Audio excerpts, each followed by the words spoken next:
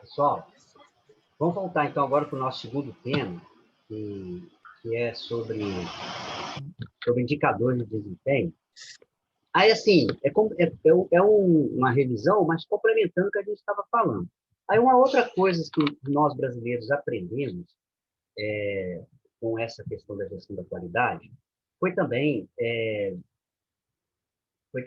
utilizar a matemática, né, mais precisamente através da estatística, a criar números em cima dos processos de produção para ter um sistema de informação. Lógico que isso veio através da qualidade, mas principalmente também, gente, como eu falei que o Brasil abriu o mercado, o comércio, para o comércio exterior, o Brasil se beneficiou também da tecnologia. Com isso, foram entrando tecnologia. A tecnologia trouxe para a gente, então, situações em que vocês poderiam medir ou criar indicadores. Tudo é uma evolução. Por exemplo, quem imaginava que a gente hoje poderia dar uma aula da nossa casa?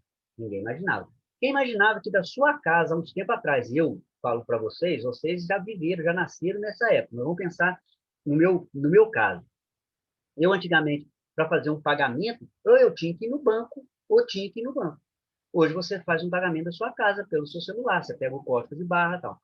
Então, essas tecnologias, elas vieram com a evolução, né? E com a abertura comercial que o Brasil fez, entendeu? Então, tem a ver que o mundo evoluiu e tem a ver que o Brasil aderiu a essa evolução, graças a Deus, porque senão ele poderia também estar fechado, como qualquer outro país aí. Você vê que ainda tem países que são fechados e que não têm desenvolvimento, porque não tem essas tecnologias.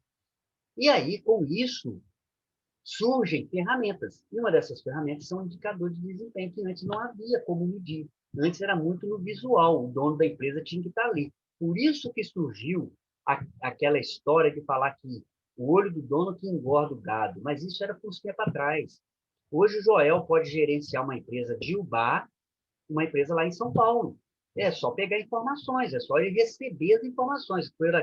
Dentro de Ubá, o Joel sabe que o estoque está alto, o processo de produção está estagnando, às vezes vai ter câmera que ele vai ver o processo de produção. Hoje é fácil fazer isso, entendeu? Não era uma coisa fácil no passado, então precisava do dono se deslocar. Então era muito mais complicado. Ou o dono se deslocava, ou ele tinha uma pessoa de muita confiança, entendeu? Um administrador de muita confiança ali.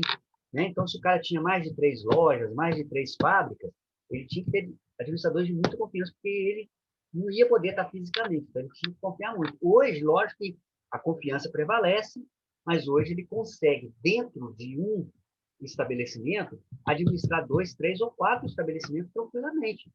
Por isso que surgem essas grandes redes. Casas Bahia, Magazine Luiza, né? O faturamento vai caindo, a mulher vai vendo. Vai cair lá. Estou falando da mulher porque eu lembrei da Luiza, da Magazine Luiza, né?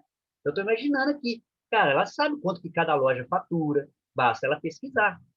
Eu não sei quantas lojas Magazine Luiza tem, mas ela sabe. Ah, vou ver como é que está assim.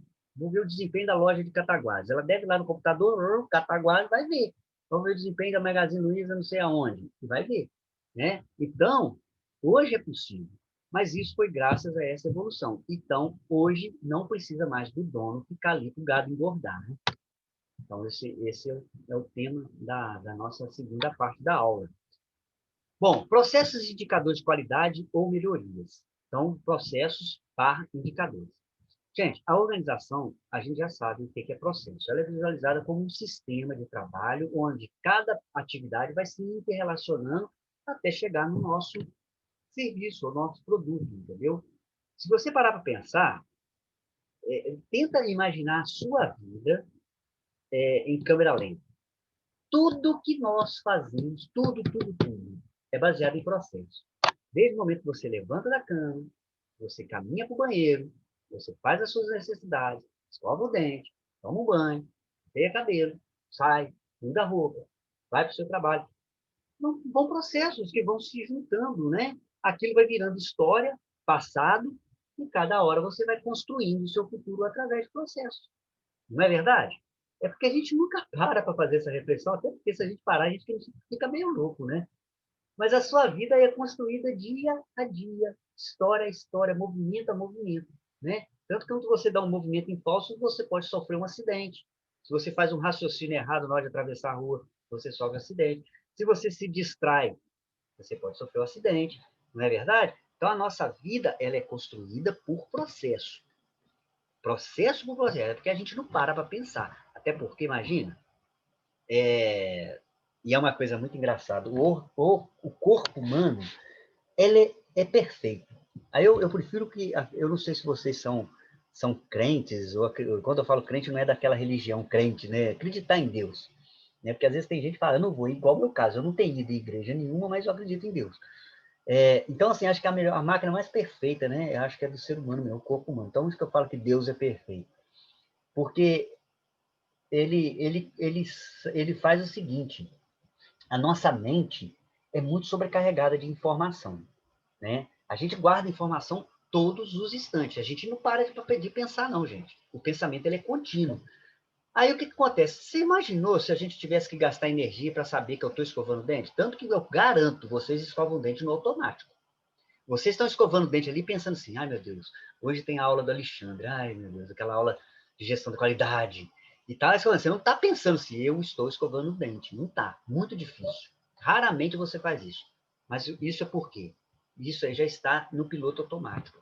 Entendeu? Você está tomando banho, você está planejando o seu dia. Normalmente é assim. Então, mas para quê? Para guardar a reserva do cérebro para usar quando precisa. E quando que precisa? Quando a gente está estudando. Aí você tem que ter atenção. Se você distrai, já era. Então, o cérebro ele tem que guardar essa energia para quando você está estudando, quando você precisa de ter uma atenção, né? Porque é um gasto de energia. Tanto que estudar é cansativo. Chega no final do dia, vocês estão cansados. Quando você lê um livro, você fica cansado. Principalmente se requer atenção, né? Se você estudar matemática, por isso que a gente tem muita dificuldade com a matemática, porque requer um gasto de energia, certo? Então, mas eu só estou falando isso porque processo também é a mesma coisa. E aí, por que eu estou fazendo a comparação?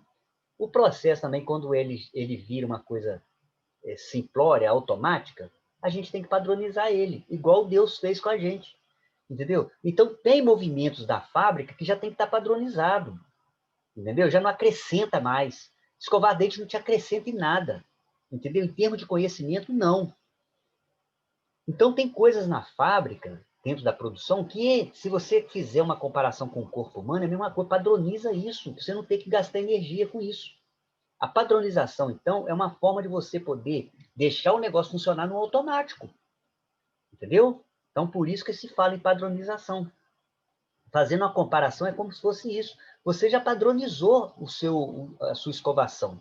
Você já padronizou o seu banho. Você passa o sabonete naturalmente, shampoo, e eu garanto, às vezes pensando numa prova, ou às vezes pensando sei lá, no namorado, na namorada, ou na raiva que o namorado fez, ou na raiva que a namorada fez, ou que a esposa fez. É isso. Então, sua mente está voltada para outra coisa. Você está fazendo aquilo normalmente. Entendeu? Você não vai sair sujo dali, não. Porque a sua mente já padronizou. Então, a produção também é isso. Então, você tem que analisar qual o processo que não está agregando mais valor e padronizar ele. Ou, se possível, até eliminar, no caso do processo de produção. Bom, o processo, então, ele é definido como esse conjunto de atividades que vai se interrelacionando para transformar as entradas em produtos ou serviços na saída. E a gente tem que preocupar com esse meio termo aí, né? Entre entrada e saída. Preocupar muito com a entrada, porque se entrar coisas boas, o processo vai ser bom, a saída, naturalmente, sai por consequência, né? Processos e indicadores de qualidade. Indicadores, vamos conceituar indicadores? Indicadores, então, são ferramentas, né? Que o próprio sistema nos permite ver, onde fornece informações essenciais para o processo de tomar decisão. Então, ele pode ser obtido durante a realização de um processo ou também no seu final. Então, está lá o Joel, engenheiro de produção, Patrícia, também engenheira de produção. Muitas vezes ela pode estar dentro da sala dela, no ar-condicionado, sabendo o que está acontecendo no processo de produção, sabendo que a eficiência da produção está baixa, entendeu? O pico não está sendo atingido, vai ficar um gráficozinho na frente da Patrícia, assim, ó, igual o coração, só que ele tinha que atingir lá em cima, ele não está indo. Aí a Patrícia vai sair da sala dela, no ar-condicionado, e vai lá no processo de produção. Entendeu? Fulano, o que está acontecendo aí? Por que a eficiência está baixa? Entendeu? Por que a produtividade está baixa? Aí o cara, pô, como é que a sua mulher sabe disso, né, Patrícia, no caso? Ué, tá vendo? Os indicadores estão mostrando para ela, entendeu? Então, muitas vezes, durante o processo, hoje, gente, já tem tecnologia que permite isso, não é? Então, acontece esses... E é importante trabalhar com esses indicadores, entendeu? Não confiar somente na visão, né? E depois também pode ser depois, você receber um relatório. Ah, Patrícia, aqui está a produtividade do dia 29 de novembro, tá? Aí lá olha, aqui está, Joel, a produtividade do dia 29. Ele olha a produtividade, vê se foi baixo. Agora, gente, lembra-se, não adianta ter indicadores, por melhor que seja, por melhor que sejam, né? Ou por melhor tecnologia que se prega, por maior investimento que tenha sido feito, se você não fizer nada. Aí vai ser só um enfeite. A Patrícia olha aquilo lá, nossa, o que é que está acontecendo? Os indicadores estão muito baixos. Mas não sai da sala dela, não vai lá questionar, não vê nada. Não adianta, gente. Não adianta. Aí é que entra uma coisa que eu acho bonito nas pessoas, que eu vibro, é a proatividade. É a pessoa sair da sua sala e ir lá e botar um capacete lá dentro da produção e saber o que está acontecendo. Esse é o verdadeiro engenheiro de produção. Entendeu? E aí cobrar, ver o que está acontecendo, isso que é bacana. Ficar na sua salinha ali, no conforto da sua sala, ou, depois eu vou, depois eu vejo, isso aí para mim é um profissional que eu não vou falar que, eu vou ficar triste de falar que foi eu que formei. Eu quero ver essa proatividade, entendeu? Se os indicadores não estão bons, vão fazê-los ficar bom. Gente, indicador é definido como um valor quantitativo realizado ao longo do tempo, né, como uma função estatística, que permite obter informações sobre características, atributos e resultados de um produto ou serviço, sistema ou processo. O que compõe o indicador, né? Normalmente o indicador pode ser um valor numérico, uma relação matemática, percentual, né? Pode ser um gráfico, pode ser um índice, né? Mas ele pode ser também, você pode usar ele como referencial comparativo, arbitrado, convencionado ou utilizado como padrão. Vou explicar isso aí para não ficar complicado. Existem indicadores que você fala assim, por exemplo, tá? Vou tentar dar um exemplo. Acho que com um exemplo fica melhor. Existe um indicador comparativo. Por exemplo, a produtividade foi de tantas toneladas, o mês passado foi de tanto. Então, você está usando indicadores comparativos. Agora, tem também aqueles que podem ser o padrão. Não, a produtividade foi tanta, mas o nosso padrão é esse. Pode ter indicadores metas. Não, mas espera aí. A gente está aqui, mas a nossa meta era essa aqui. Entendeu? Então, tem vários tipos de indicadores. Pode ser um indicador que foi arbitrado, é isso, entendeu? Você colocou ele como meta. O Joel fala, não, a nossa produtividade tem que ser 10 mil toneladas mês. Aí não atingiu, porque foi um indicador arbitrado pelo Joel. Ele acha que é possível fazer 10 mil. Né? Lógico que ele tem que fazer isso baseado numa matemática ou numa lógica, ou já deve ter acontecido essa produtividade, né? Então, ele vai criando esses indicadores. Então, tem vários tipos de indicadores. Tem indicador que, por si só, não quer dizer nada se você não tiver uma base de comparação. Entendeu? Então, por exemplo, o Alexandre... Vou dar um exemplo bobo aqui, porque, gente, dar exemplo é uma coisa muito difícil, né? Então, vou dar um exemplo. O Alexandre pesa 63 quilos. Como é que eu vou saber se 63 quilos é saudável? Tem que ter uma base de comparação. Deve ter um padrão, né? Igual eu já ouvi falar que é massa dividido por altura, não sei o quê. Tem uns negócios assim. Então, né? Então, tem indicadores que às vezes depende de algum padrão, alguma informação a mais para você dizer, olha, o indicador está bom ou o indicador não está bom.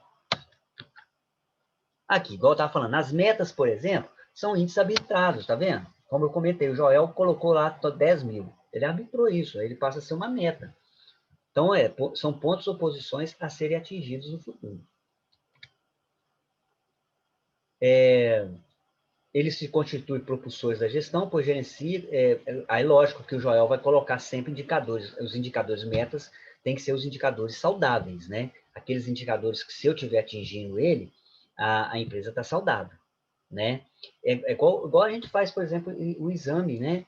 De sangue, por exemplo, vem aqueles indicadores. e vem do lado, assim, não sei se vocês já fizeram exame de sangue, ou estão lembrados, vem as referências. Hoje, qualquer pessoa lê exame de sangue.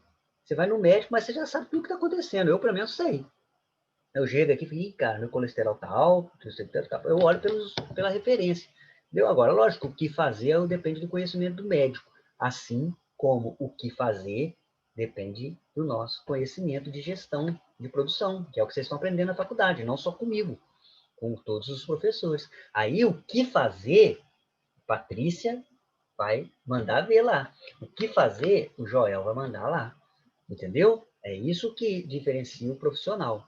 Eu posso até saber ler indicador, mas o que fazer você sabe muito, vai saber muito mais do que eu, porque eu me especializei só em gestão da qualidade. Vocês estão vendo engenharia de produção. Daqui a pouco vocês vão ser bacharéis em gestão, em engenharia de produção. Então, o que fazer, nós dependemos muito da cabecinha de vocês, do conhecimento que vocês estão adquirindo nesses anos aí que vocês estão fazendo faculdade. Entendeu? É assim também como médico. Então, volto a falar, eu sei ler, eu posso saber ler os indicadores. Para mim é muito simples. Por exemplo, o Joel determinou lá que 10 mil, não sei o quê, número, o índice, 10 mil é a meta. Aí não atingiu.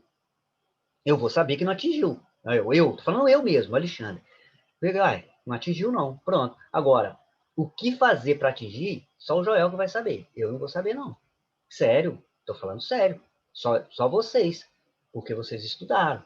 Aí o que fazer para atingir, vocês vão fazer o diagnóstico, né? Vocês aprenderam as ferramentas, fazer diagnóstico, entender o processo, ver o que aconteceu, estudar, né? E entender se houve alguma coisa que impediu o atingimento desse indicador. Aí entra um pouquinho do conhecimento. A Patrícia e Joel, não sei se vocês acho que não assistiram a aula. Eu passei uma aula um dia, por isso que eu gosto muito de passar filme, mas eu dei azar, né? Azar não, não vou usar essa palavra, não. Essa palavra não é muito bom e não é a palavra certa. Eu passei um filme da produção de uma bateria de conjunto musical, a segunda parte da aula toda. Eu acho que eu já contei na outra turma, no outro dia, eu acho que o Joel ouviu, a Patrícia não. Só que eu esqueci de um detalhe. Então foi por inocência, vamos dizer assim, não foi por falta de ética, porque graças a Deus ética eu tenho. Eu esqueci daquela questão dos direitos autorais. Quando eu fui postar o filme, recebemos lá na faculdade uma notificação de direitos autorais. Eu fiquei com a cara grande, porque o Jael entrou em contato comigo. Eu tive que excluir o filme. Quando a gente posta a aula para vocês assistirem depois, tá? E eu não podia ter feito isso. Eu esqueci mesmo. A gente às vezes faz essas besteiras assim por ignorância, mesmo, por esquecimento. Quer dizer, foi uma questão, dependendo do julgamento das pessoas, o professor foi sem ética, porque ele usou material de outro, né? Esqueceu dos direitos autorais. E a gente tem que tomar esse cuidado. Então, por exemplo, quando a gente vai montar trabalho, a gente tem que ser nosso trabalho. Né? É assim como você vai fazer o TCC, você não pode fazer cópia. Né? Então, enfim, como a gente não tem muito esses recursos de gravar filme e tal, a gente acaba pegando. E aí aconteceu que o YouTube mesmo notificou. Mas o que não era, eu queria contar essa história, mas não era isso. Olha como é que o conhecimento é importante. Na história desse filme, eles estavam querendo fazer uma bateria mais barata, mais popular, né? A empresa estava em dificuldade, eles queriam fazer uma bateria popular que não poderia ultrapassar $567 o custo dessas baterias. Era um conjunto de baterias. E aí, o que aconteceu? Eles não estavam conseguindo fazer a bateria por $567, que era o custo padrão. Ou seja, era a meta, era o padrão para fazer uma bateria.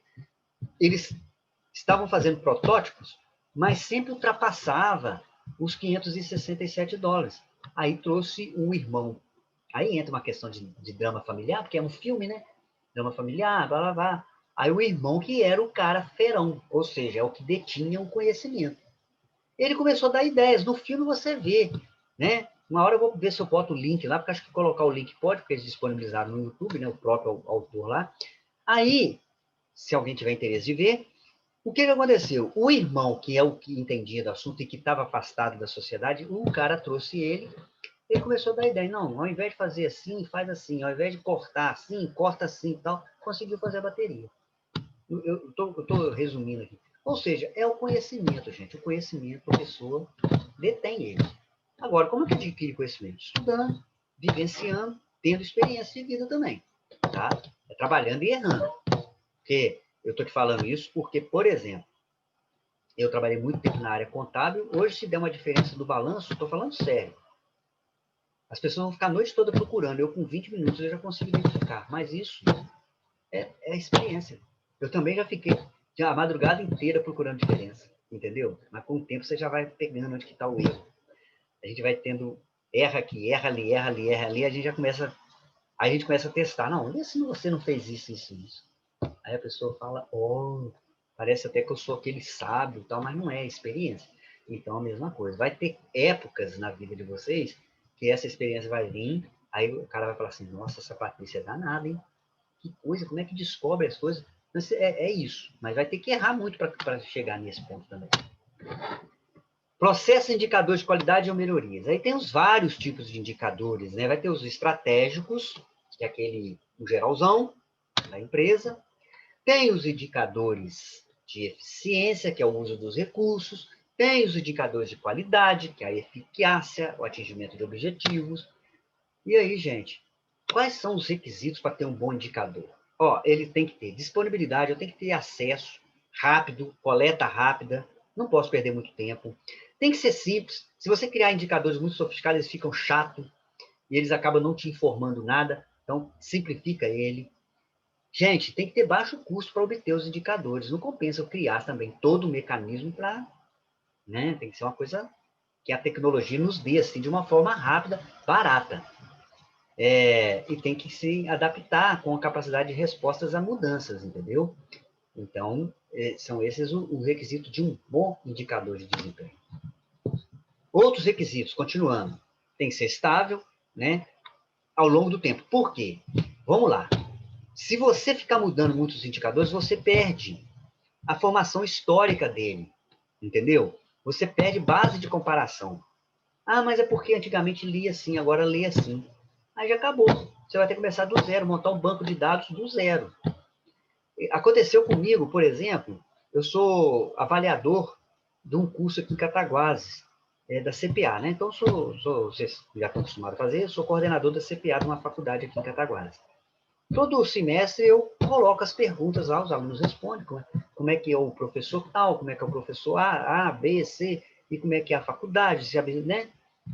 Aí, teve um dia que entrou, aí a faculdade mudou de mantenedora e tal, eles resolveram mudar todo o questionário, entendeu? Agora é online, houve uma evolução, beleza, tal, mas o que eu fiz no passado, ó, já era. Agora eu tenho que montar de novo o banco de dados, porque mudou, entendeu? Eles eliminaram alguma pergunta, não, isso aí não precisa, isso aqui não precisa, não, vamos fazer assim, vamos simplificar, ficou legal, o que eu estou falando aqui não é uma crítica, não, ficou melhor, mas esquece agora a comparação, entendeu? Então, eles têm que ser meio que estáveis. Legal que tem uma estabilidade. Rastreabilidade, né? O que é rastreabilidade? Pô, esse indicador aqui deu isso aqui. Vamos ver como que ele lê. Aí a parte da informática te explica, né? E tem que ter representatividade, entendeu? Você tem que preocupar com as etapas críticas do processo. Você não vai ficar criando indicador que não vai dizer muito. Você tem que pegar aquilo que é essencial no seu negócio, entendeu? Você que criar indicador, a gente pode criar, mas vai ficar uma coisa cansativa, uma leitura chata, né? Então você tem que pegar o que é o fator crítico, aquilo que realmente, se der errado, tem um impacto maior, entendeu? Tem coisa que, se der errado, não é um impacto tão grande. Exemplo, no meu caso da aula.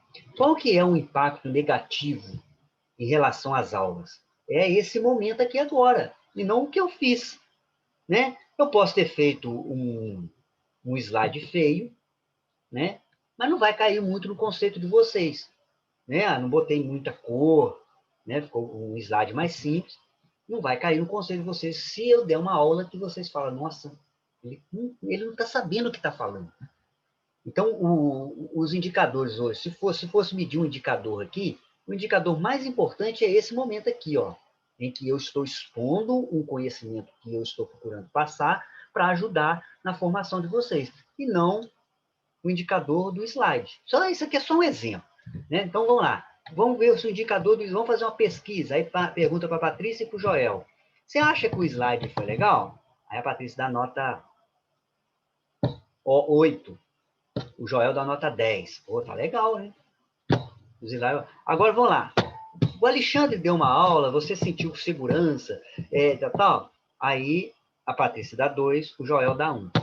Ai, gente, o que adianta eu ter feito um slide? Então, porque o fator crítico agora é a aula. É ali que vai demorar, né? Não o slide. É lógico, se puder juntar as duas coisas com qualidade, beleza. Mas não é um indicador crítico o slide. O indicador crítico aqui, no caso, se fosse exemplificar, né, seria a aula. Então, lembre-se disso. Busque os indicadores chaves, aqueles que realmente são importantes. Porque computador tem uma vantagem e desvantagem. Como o computador ele consegue indicador fácil, ele cria indicador de tudo quanto é jeito. Isso aí é mole. Para quem trabalha com informática, é mole. É facinho. Só que vai ficar uma coisa chata, uma coisa desnecessária. Criar, eles criam, sem custo, ou com custo baixo. Não tem problema nenhum.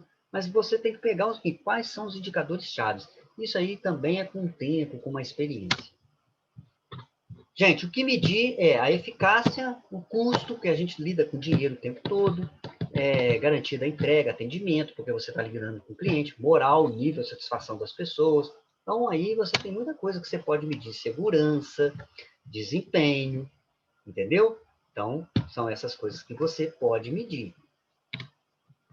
E o que medir, né? A eficiência, gente, conforme eu falei, está ligada à produtividade ou com o uso dos recursos, né? Que é tempo, dinheiro, mão de obra, usar bem esses recursos. Usar com otimização, com sabedoria.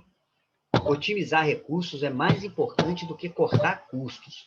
Nós sempre ouvimos falar de corte de custo, mas nunca de otimização. Então, o que é otimizar? Use com sabedoria para não ter que cortar. Cortar é uma coisa mais traumática. Então, por exemplo, um cômodo que não... Vou pegar exemplo da sua casa para ficar fácil o entendimento. A Patrícia mora numa casa muito grande, e aí, como exemplo, ela deixa as luzes acesas. Todas. Sendo que não tem ninguém no cômodo. Gente, isso não é ser pão duro. Precisa da luz ficar acesa, Patrícia, lá naquele cômodo? Não. Vai lá e apaga, otimizando o recurso, tá vendo? Para depois não ter que cortar, porque aí o que acontece? Ela está otimizando bem os recursos, porque está usando com sabedoria, não tem ninguém, vamos apagar. A conta dela não vai ficar muito alta, ao passo que, se ela não faz isso, a conta fica alta. Aí vamos entrar num momento aí que ela passa por uma dificuldade financeira. Ela vai ter dificuldade para pagar as contas dela, entendeu? Aí talvez ela vai ter que cortar custo em outros lugares, sendo que se ela usasse com sabedoria os recursos, talvez não seria necessário cortar custo, não precisava fazer uma coisa traumática. Então, quando eu falo otimizar os recursos, prestem atenção, não é comprar coisa barata, não é ser pão duro, não é ser mesquinho, mas é saber usar com sabedoria, entendeu? Use, mas use com sabedoria. Existem condições de eu fazer as coisas... Cara, é muito difícil. Pensar nisso é muito difícil. Mas se você descobrir como otimizar os recursos, o sucesso está nesse caminho. Não esqueçam disso, não. É difícil demais. Seja como consultor, seja como funcionário, aprenda a otimizar recursos. Entendeu? Nós temos um grande problema, que é cultural, que a gente gasta os recursos com pressão. Infelizmente. E isso é o Alexandre Siqueira, é o Joel Paiva e é a Patrícia. A gente gasta, eu vou te provar que a gente gasta os recursos com pressão, que eu sempre falo esse exemplo, sempre. Se eu desse aula para vocês o ano que vem, um exemplo, e falasse assim, gente, já que eu dou aula o ano que vem para vocês, então no primeiro semestre de 2021 eu vou continuar como professor de vocês, eu quero um trabalho para vocês me entregar 21 de julho de 2021. O trabalho vai ser esse, vai ser um trabalho enorme, tá, galera? Vão fazer pesquisa, vão entrevistar Zezinho das Couves, eu quero uma filmagem, vai ser um trabalhão. Vai valer a nota do semestre, 21 de julho, data da entrega. Gente, eu garanto que vocês não vão iniciar isso, entendeu? Nem janeiro, nem fevereiro, nem março. Provavelmente no primeiro mês, eu falei junho, né? 21 de julho, desculpa. Talvez em 1º de julho que vocês comecem a fazer o trabalho. Nós temos isso. Aí que entra uma questão que eu quero chamar que os japoneses foram espertos. Quando o japonês criou o Just in Time, foi por causa disso. Quanto mais recursos a gente tem, mais a gente usa. Aí o que o japonês fez? Bom, vou restringir os recursos. Usando os recursos, ele vai ser obrigado a usar com sabedoria. Olha que inteligência onde surgiu o Just in Time. Entenderam? Quando você tem muita coisa... Exemplo, aconteceu comigo. Teve uma vez, quando eu dou nas aulas presenciais, eu tenho uma... Só para vocês entenderem. Nas aulas presenciais, eu tenho uma dinâmica de vocês montarem caneta, como se fosse uma fábrica. Aí o que eu faço? Eu já comprei várias vezes, 3 caixas de caneta, caneta mesmo, eu vou na loja e compro ela fechada, caneta Bic, aquelas canetas vermelha, preta e azul. Eu compro. E aí eu uso nas aulas, eu tiro aquela tampinha, tiro a carga, tiro tudo e faço vocês montarem. Isso nas aulas presenciais já fiz muito. Pode pegar a turma passada e conversa com eles. Era como se fosse um processo de montagem de uma fábrica, era um processo de produção. Aí a Patrícia monta e tem que ganhar tempo, entendeu? Aí eu boto o grupo e a pessoa vai ficar uma pessoa anotando o tempo, e aí eu vou dar custo da tampinha, da carga, aí depois monto o custo da caneta. É um trabalho legal para a gente ver como que quanto mais rápido você produz, mais barato fica. E eu gosto de mostrar isso na prática. E eu tenho essas canetas, mas enfim. E eu guardo essas canetas. Depois que todo mundo trabalhou, brincou, gente, guarda de novo essas canetas aqui e tal, né? Porque às vezes eu uso em outras faculdades e tal. E também uso também aqui, na minha vida e tal. Gente, aí eu sempre fui descuidado. Caneta para de escrever, eu jogo, né? Lógico, parou de escrever assim, né? Não é porque acabou a carga, não. Eu não preocupo mais. E tem gente que com a caneta para escrever dá uma esfregadinha assim, ou acende, ela volta. Eu já tenho muito mesmo. É natural, a gente usa esse recurso. Então, agora eu estava um dia olhando as minhas canetas, já estão quase nenhuma. Entendeu? A minha filha, pai, precisa de caneta. Ah, tá aqui, leva 2 para você. Eu não dou uma só, não. Qualquer pessoa que vem cá, leva essa caneta para você. Aí daqui a pouco, se eu for dar esse negócio de novo, eu vou ter que comprar as canetas de novo.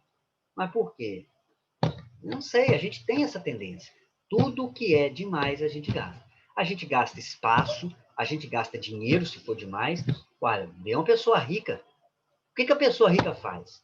Pessoa muito rica. Vamos pensar, a pessoa compra mais de 50 pares de sapatos. Às vezes quando a gente vê isso, não é? Artista. Uma pessoa compra não sei quantos pares de sapato. O cara compra 5 carros. Não é? Quando a pessoa tem muito dinheiro.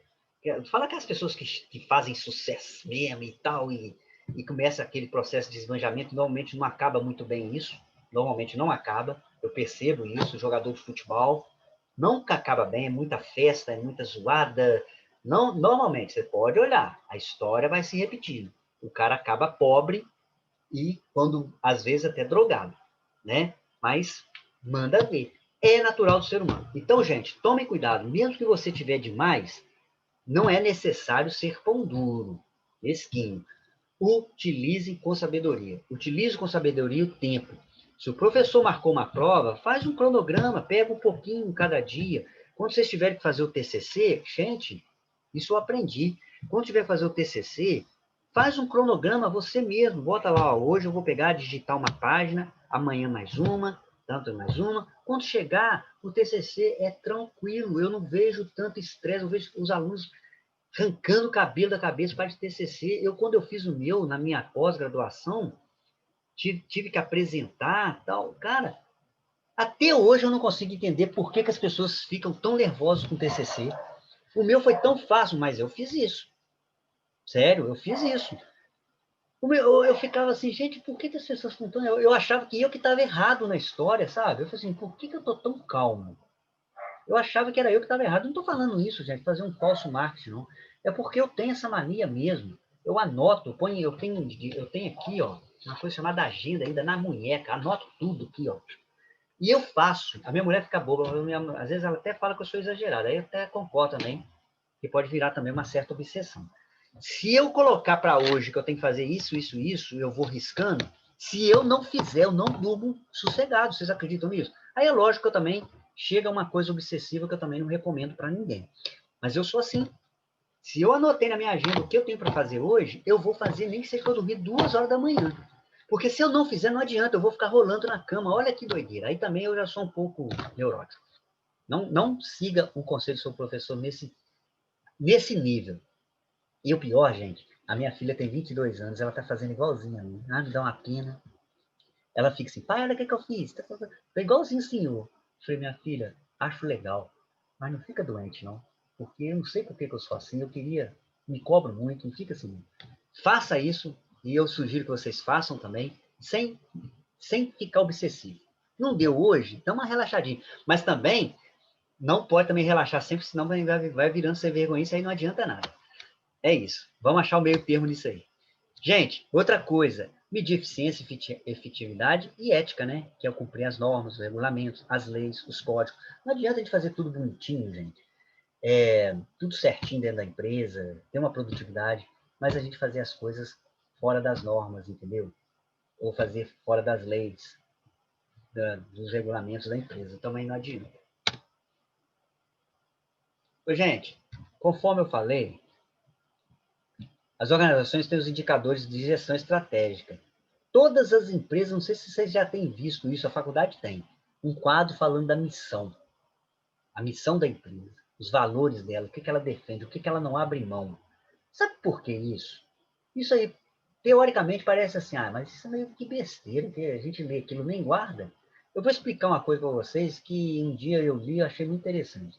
Você já notou quando a gente está montando alguma coisa nova, qualquer coisa que a gente está empolgado? Vocês já estiveram empolgado com alguma coisa? Vou dar um exemplo. Quando você comprou a sua primeira moto, não sei se vocês têm, ou seu primeiro carro, ou segundo vocês abriram alguma loja, nem que seja uma loja pequenininha, de uma portinha, mas foi aquele sonho seu de você agora ser empregador. Quando você casou, que você entra na sua casa, a primeira noite na sua casa, os móveis cheirando novo. A gente não tem aquela felicidade de renovação de uma coisa nova? Não sei se vocês estão me entendendo. Então, indo para o lado da empresa, quando o dono abre uma empresa, ele tem a missão na cabeça dele sem ele perceber. O cara está empolgado, todo mundo que entra na loja dele, ele chega com um sorriso, é a primeira, né? Ele chega com um sorriso, eu já percebi isso. Toda loja nova, barzinho novo é a melhor coisa. Quando abre um barzinho, né? Eu gosto muito de sair com a minha esposa, abrir um barzinho, vamos lá, porque o cara está empolgado. Aí o atendimento é outro, entendeu? Aí você pede uma porção, pode observar, dificilmente alguém abre o bar com problema. Está todo mundo empolgado, a instalação é nova, ou seja, o cara tem a missão na cabeça dele. Ele está empolgado. Aí, só que o que é legal? Escrever no papel, sabe por quê? Daqui a pouco o tempo vai passando, mas pelo menos a missão está ali. Ó. Essa é a função da missão. É você pôr no papel aquilo que você tem quando você começa o seu negócio.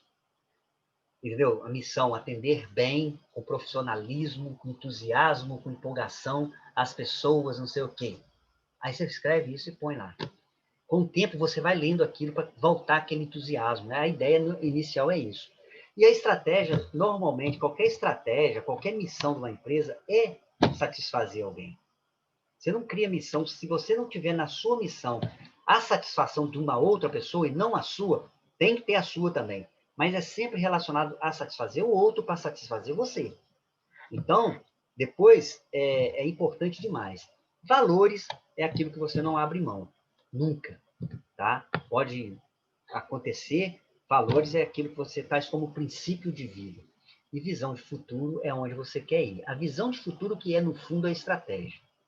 Quando você define a visão de futuro, o que você quer para você daqui a 10 anos. Se você quiser fazer, por exemplo, uma gestão estratégica pessoal, né?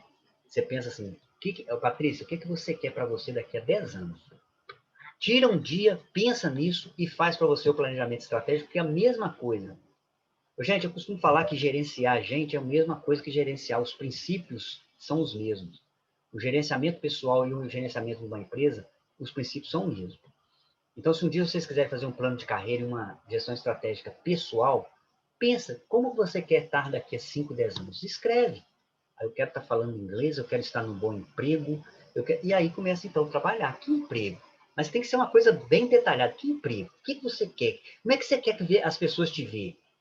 Eu quero passar uma responsabilidade, eu quero ser bem-sucedido. Então, o que eu preciso para ser bem-sucedido? Entendeu?